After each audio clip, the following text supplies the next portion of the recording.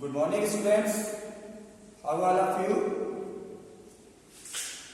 Okay, let's start my second video. Use of infinitive. Students, I provided you all rule 1 use of participle in my last lecture. If you don't attend my last lecture, so you can subscribe my video. My last lecture I have provided, I think last 2 days before. You can go out. Okay, let's start use of infinitive. Rule 2 use of infinitive. In Hindi sense, if we go, what is infinitive? In Hindi sense, we can say na ni ni. Means किसी भी क्रिया से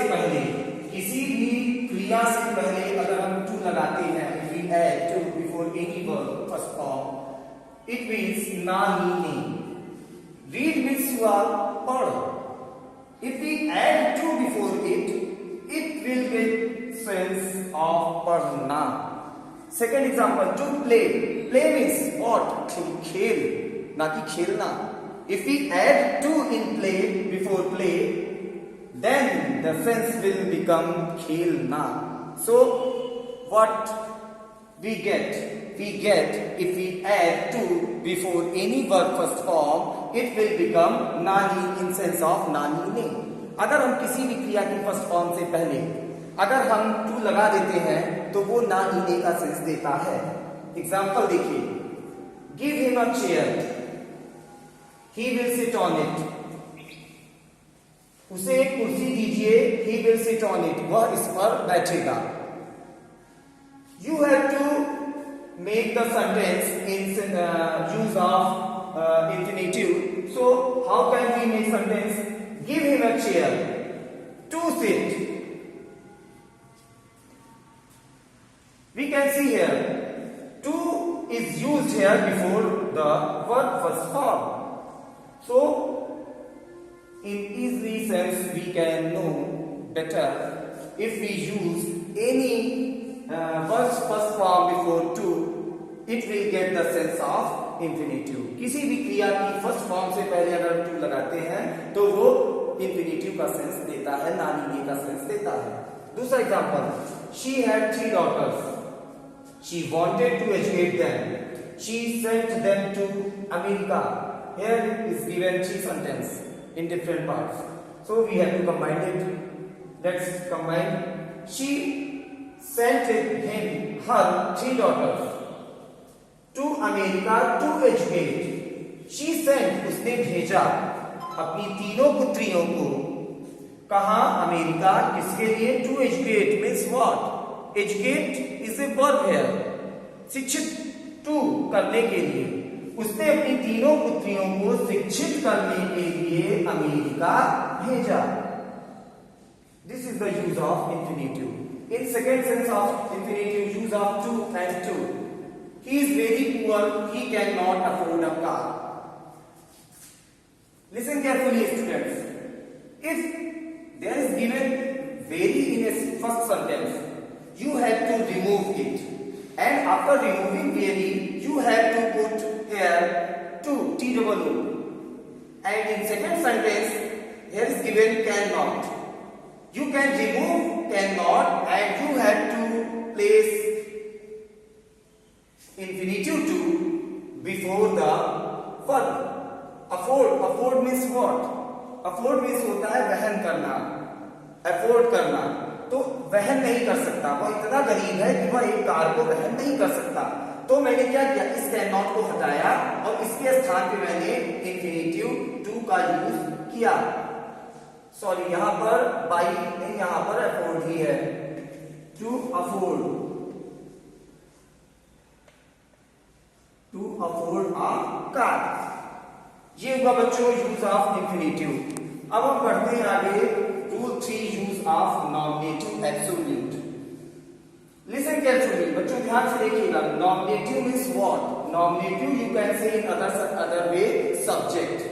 subject means कर्ता, कार्य को करने वाला. Second word is given absolute. Absolute means what? Absolute means free. Absolute का अर्थ हुआ फ्री हो, जो स्वतंत्र हो. it means what? Nominative absolute means what? If there is given two sentences, but both subjects are different in both sentences, so we should use always nominative absolute there. Okay, देखिए कोई भी दो वाक्य अगर दिए हैं तो उन दोनों वाक्यों में सब्जेक्ट एक नहीं होंगे, सब्जेक्ट्स अलग अलग होंगे, ये इसकी पहचान है। जैसे एग्जांपल मैंने यहां पर दिया, the teacher entered the class, all students stood up.